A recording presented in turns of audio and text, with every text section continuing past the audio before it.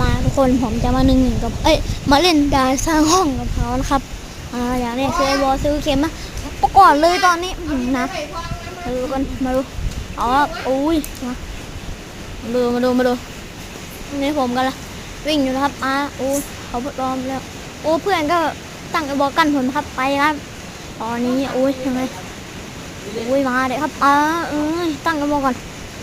รอดูเดี๋ยวผมให้คนละเม็ดเลยนี่แดงเถือกไงทุกคนเขาใช้เข็มสีดาวแดงเถือกคนละเม็ดเลยผมก็ตายครับผมก็เลยใช้เข็มสีดาเหมือนพวกเขาใช้ครับมาดูมายังไงนี่เพื่อนเขามาช่วยนะครับผมก็ให้เม็ดเดียวเลยครับผมให้เม็ดเดียวเพื่อนผมเอานะครับตัวนี้ตัวนี้ผมจะยังไงยิงว่าถือล้มนะ